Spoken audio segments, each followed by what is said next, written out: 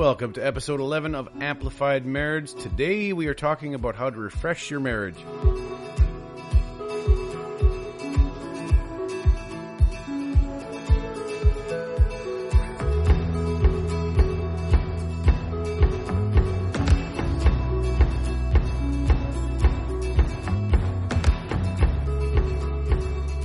Welcome to another episode of Amplified Marriage. My name's Natalie. And I'm Brian.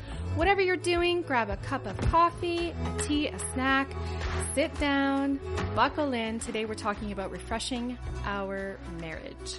So we realized last week's, if you haven't listened to last week's, It was heavy. It was a bit of a heavy dealing with disappointment. It was really good. Got some great feedback on it, but it was quite a heavy. And so this week we just want to do something a little bit more refreshing. And so something about Amplified Marriage. If you've seen the website, it says reset, refresh, recharge, and restore. We believe that you can reset your thinking, you can refresh your vision, you can recharge your desire, and you can restore your marriage. That's right. And so today we are going to be talking about refresh, refresh, refresh. Mm-hmm. And so some things that you can do. We have 6 things that we kind of just thought were something we would love to talk to you about and just kind of maybe move you in the direction, change the needle a little bit into refreshing your marriage. That's right. Every marriage at some point is going to need a little bit of a refresh. That's right. A recharge, a reset, a restore. Many marriages go through different times. And so we're thinking about this as like, hey, we're getting close to September. So school starting, the teacher conferences are happening. Christmas is coming up. If you're anything like my wife, you've thought about Christmas in June already. We're kicking off this whole new year and things are going to be happening. And so you and your spouse have already talked a million different things. That's right. About what the future is going to hold in September. And it may look even a little bit different this year with COVID. Are you going to go to school 3 times a week or twice a week? Any school? Are you going to homeschool? What's going to happen with the job? What's going to happen with CERB? All of these things that are happening are going on. So just take a breath. That's right. I think we need to take a breath because for some of you, last week's was kind of heavy because disappointment is kind of a heavy topic. And some might think this is lighter, like seriously, but hang in there. I think that at least one of the things, make that your goal. Yeah, that absolutely. We're going to talk about if 6 is too overwhelming. And so number 1 on our ideas and the journey to refreshing your marriage is just, we actually read this in First Thessalonians, say that 5 times fast, 5:16-18 says, rejoice always, pray continually. We're just going to cut this whole section out. Rejoice, pray, give thanks. So this is what 1 Thessalonians 5:16 says. Rejoice always, pray continually. What is with me in that word? Continually. Let me read it. Okay, let you read it. 1 Thessalonians 5:16-18 says, rejoice always, pray continually. There we go. Give thanks in all circumstances, for this is God's will for you in Christ Jesus. So rejoice, pray, and give thanks. And it sounds cliche. It sounds like a super cliche thing. And you guys like, oh, you're like every other podcast everywhere else, man. You just gave us the rejoice and give thanks and just pray about stuff. It really does actually change your actual brain chemistry changes when you give thanks and you become grateful and thankful for things instead of wallowing in the negativity. Now, it may be easy to do that, but it's something that you want to move forward with. You want to learn how to pray, learn how to be thankful for the situation that you're in, thankful for your spouse. Right. Thankful for the situation as far as, no one who's going through hard times is like, oh, I'm so thankful that I'm struggling this way, or I'm so thankful that my family member's sick. That's not at all what it is when it says rejoice always. But in that situation, are you going to let that situation determine what your joy looks like? Or if you have joy, we're not talking about happiness. Happiness is different. We're talking about rejoice always. In all circumstances, I can find rest and peace. In something. In God. Absolutely. And so in that alone, whatever I might be going through, I can still be joyful where I'm still alive. Yeah. I'm still breathing. I still have food in the fridge. right? And so the baby steps. It doesn't have to be this big, huge epiphany of rejoicing always. Well, when I meet this mark, then I'll rejoice. No. You rejoice in the little things. That's right. There's always something to be grateful for, because, I mean, people that you talk to, somebody somewhere has it worse off. Wow. And I would say we had like an idea, just take the next 7 days, 5 days, and find something in your spouse that you're thankful for and tell them over text, to their face, in an email, in a video, Snapchat, TikTok, whatever you got to do. But find something in your spouse that you're grateful for, that you love, and tell them that what that is. The definition of rejoice means to be delighted. You want to delight in your spouse. Delight in your spouse, right? Christ delights in us. We want to delight in our spouse. And, it might take you a hard minute to find something that you can grasp onto that is genuine, and do it. Yep. It took me 2 months to find something that I delighted in my husband. Wow. It did. Years ago. It took a long time for me to really dig deep about, okay, I love this man. What on earth do I actually love about him?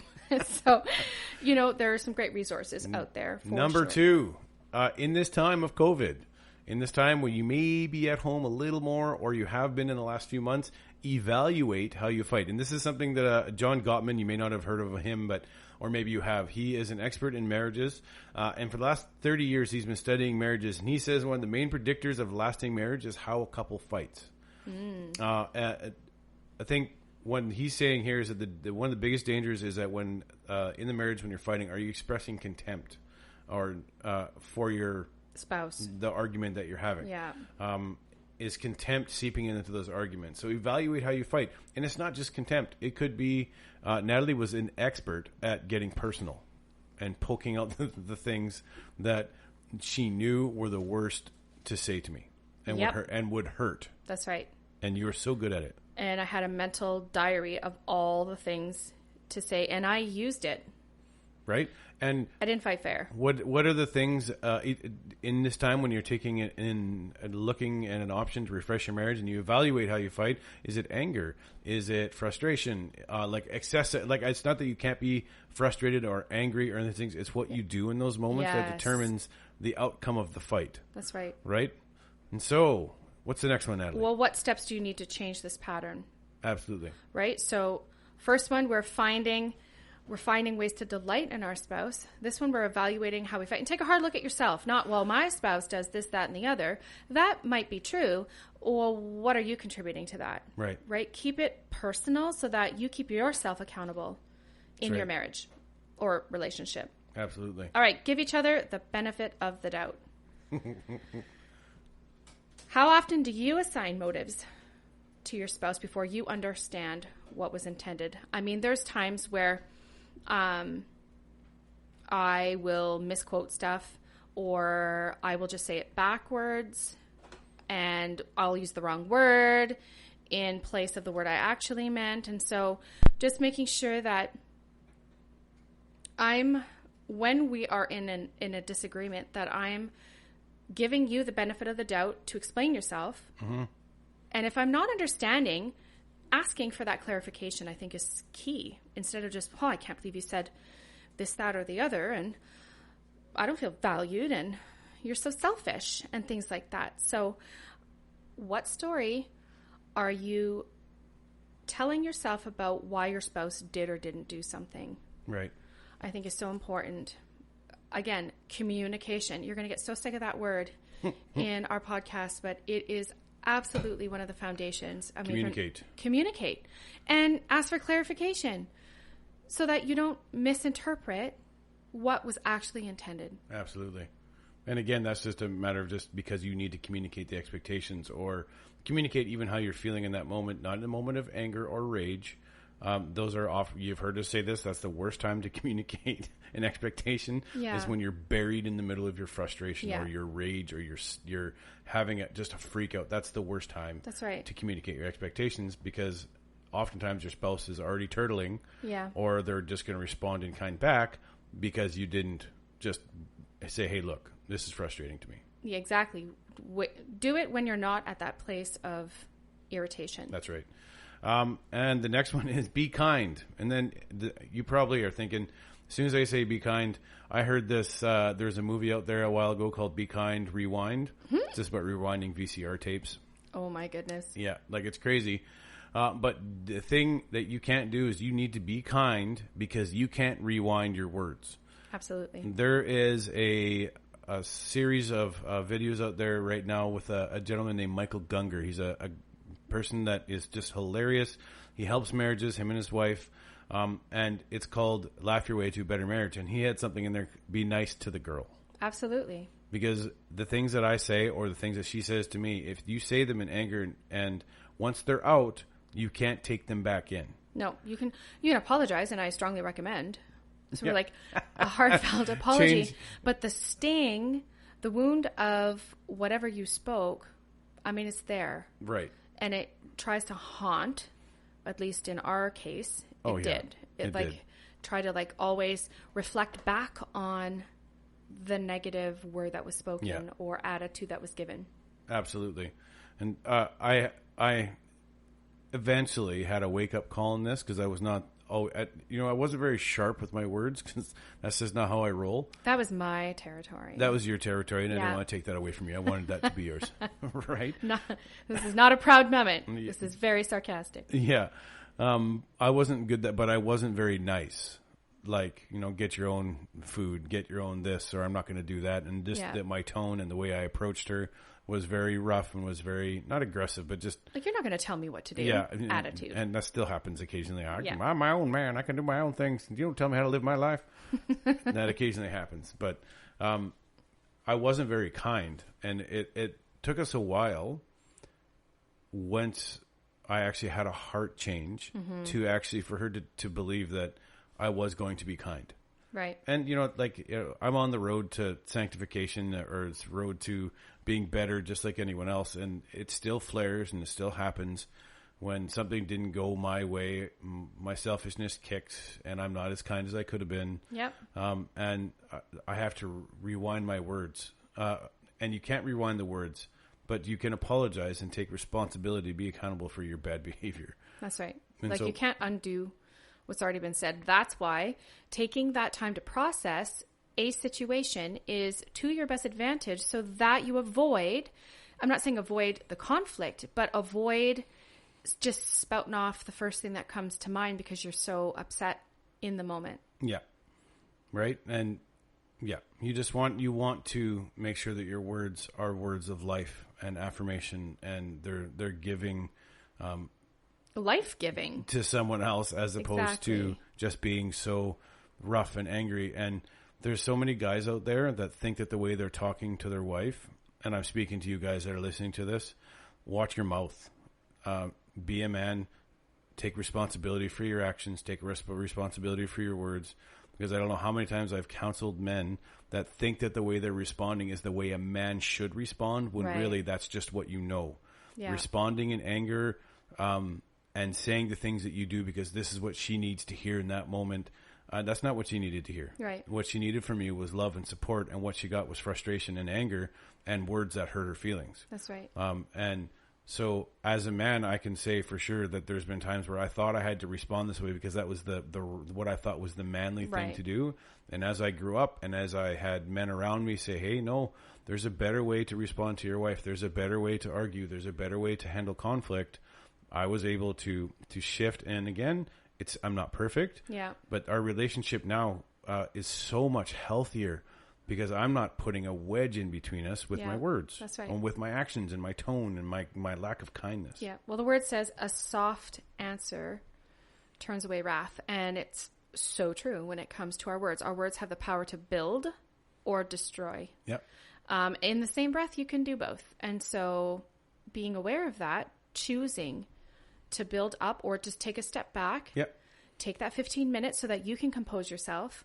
And women, I mean, our words, there's times where we try to use that as a way to manipulate our spouse. Yep. Or try to take control of the situation. Yeah. To our advantage. And that's not to be cutting with our words. That is not at all. It's counterproductive. It's absolutely counterproductive. Right? That just drives a wedge. I know because I've done it. So if you're being doesn't honest help. with yourself, it doesn't help. Yeah. And here's something that this next one is interesting. It's called 777, the number 777. It actually goes is you have a date every 7 days. You have an overnight away together every 7 weeks. And then you have a vacation every 7 months. Now, for you, it could be 888 or 555 or whatever it is. The idea is that you're taking time away from everything else to be with just your spouse. That's right. Date your spouse. Don't ever stop. I think that's one of the like, if you can call it a hiccup, that we just didn't quite understand is that, okay, we all dated, now we're married, and then all that other stuff stops. Yeah, weirdly. Right? It was weird. Maybe that's just us. I don't know if anyone else I don't out know, there. but we just were like, well, we got each other, and so that's it. now what? It's all over. Right? But no, I encourage you, date your spouse, make time, get a babysitter if you have kids. And this is the thing, is that your spouse was there before your kids were. Your spouse... Ooh, that might cut some people, but it's true. So your kids should never get number one priority from your spouse. Now, maybe you're just thinking, Brian, you're nuts. That can't be a thing. I got 2 kids and you need to focus on your spouse, because what happens when your kids get to 17 or 18 or 19 years old and they're like, hey man, I want a job, and they're going to move out and they're gone, and you have 100% forsaken your relationship with your spouse. That's right. And now you're like, man, who is this stranger sitting across from me? That's so sad.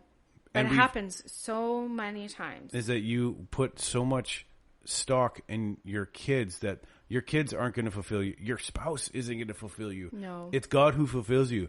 But God has given you this gift, and you want to work on that gift together, and you want to be there together, and to see what the other person could possibly be because of the life-giving person that you are to them. Exactly. So make dating each other a priority. Yeah. My sister and her husband, they do a really good job of prioritizing. They love Disney. Yeah. They're Disney hounds. I don't even know how many times they've been there. I've been to Disneyland, Disney World, Disney this, Disney that, Disney cruises. Yeah. But they value that as a family and as a couple. Yes. They value those holidays. So their world is like, he works and then he puts money aside specifically so he can take his family on to go to Disney, or take just his wife to a Disney themed thing of some kind, but that's his priority. Yeah. And I think what we're talking about here, dating, correct me if I'm wrong, is that the value you're placing on those other things, like your kids or your job. I was miserable with my job. Right. And it doesn't even have to be like a Disney vacation. If that doesn't work with your budget, it can just be... But it's something they value. It can be a staycation. Exactly. They value their time together. So it doesn't matter what they're doing.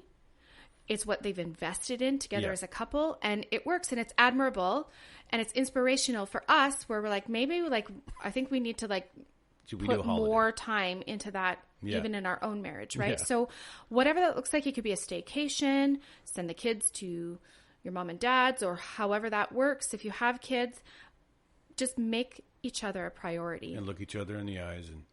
Yeah, get off your phone. Get off your phone. Right? Turn your phone to do not disturb. And the next because you'll need it for this next part. That's right. And the next part, it's hard to do this next thing if you're on your phone. It's just not nearly as much fun. The next one is have sex. That's right. I can almost hear my kids in the background going, ew, that's so gross. But I can tell you, there's 2 types of people in the relationship. And sometimes it's... there's 2 types. There's ones that want lots of sex, and there's ones that just don't have as much sex drive as the other. And the truth is that there usually is one or the other in the relationship, but there's also times where that goes back and forth. That's right. Right? Like in the relationship where sometimes I'm just want to be with her all the time, and then things happen in life and we get busy and things move on. But this is another thing where the dating leads to... That's right. Be nice to the girl. Be nice to the girl. And ladies, be nice to the guy. Right? It goes both ways. And so there's just a few things that actually do happen. One is it's just when you're having sex and you're making time for each other, you actually build intimacy because of the sex. This is how God built us. That's was right. To have sex. Yep. With each other, not just for the sake of procreating and have children. Right. But right? it keeps you connected. It keeps you connected. It keeps you connected emotionally, spiritually. It keeps you connected physically. So your things on there. And I read something it's called maintenance sex. We're fed this idea in Hollywood, in movies, in the rom-coms, that the only time you have sex is when you're in the mood. Yeah, well then that probably wouldn't happen as often as they make it seem it does. Well, and even what this they're saying is that in the statistics is that if you just do it when you're in the mood, this is how joyless, sexless marriages actually start. Right. It comes to drudgery. Yep. And so let's be honest. Let's break it down. At the beginning when you're first married, Typically, maybe not us, but typically you're having sex all the time. You're finding ways to do it. You're finding different things, rooms to do it in, different areas. You're having sex all the time because that's what you're doing. But then you have kids, and all of a sudden it changes. You have one kid. And you're like, oh, it still happens, and it's fairly frequent. And things are going good. Then you have another kid, and then you have another one, and then you have 3 kids like we do, and a full-time job, and she's working, and they're screaming, and there's diapers, and she's up at 5 a.m. working all day for the kids. My job was easier than hers, and I was working 12 hours, and I still didn't want to do her job. Let's talk about like nursing. Oh my goodness! Hello, I mean nobody feels attractive when you've got babies attached to you all day, and then your husband's like, "Hey." Right? We're going to have a whole nother podcast dedicated to the hey. Hey. Because I think it needs its own dedicated time slot. Yeah. And the thing is that you may not feel like it, but once you get going, be honest, there's been times where only one of you is in the mood and you're like, oh, fine. Yeah. And then it got hot and heavy and you're both, but what it did was it brought you together. That's right. And it brought you an emotional connection. That's right. And a physical connection. And there's nothing wrong with, there's times where you might have to schedule it in, and that's important, schedule it in. And Hollywood makes it seem like it just has to happen randomly wherever you want it to. Don't listen to Hollywood. No. Even if you're not in the mood, once you get it going, you'll be in the mood. Yeah. And it does bring about intimacy. It does. And I said it's about connection. You don't want to live in the same house, sleep in the same bed, eat the same dinner, do all these things together, and not have sex with your spouse. I don't want to be in a sexless marriage. Nope. Right? And so that is our list of things to refresh your marriage. It is rejoice, pray, and give thanks. You want to evaluate how you fight. You want to give each other the benefit of the doubt. You want to be kind because you can't rewind. Yep. It's the 777. And it's have sex. That's right. Amplified marriage people, have sex. Whatever you're doing, here's your 7-day challenge. Have as much as you possibly can in the next 7 days. That's a good one. 7-day sex challenge. Have as much as you possibly can in the next 7 days. That's right. And those are just 6 that we came up with. I'm sure we can think of more. There's 27 ways to refresh your marriage. Exactly, but these kind of are the top ones. But each of these things have their own importance at the time that you need them. Absolutely. And it may not that you can be able to hit all 6 at one time. Maybe you're just doing 1 or 2. But these are just options for you if you're finding that your marriage just needs a kick in the pants and you just want to freshen it up a little bit. These are just some ways to do that. So absolutely. Thank you so much for joining us. Again, if you want to hear a specific topic or something on this podcast, you can email us at amplifiedmarriage@gmail.com. We would love to hear from you. Talk to you soon.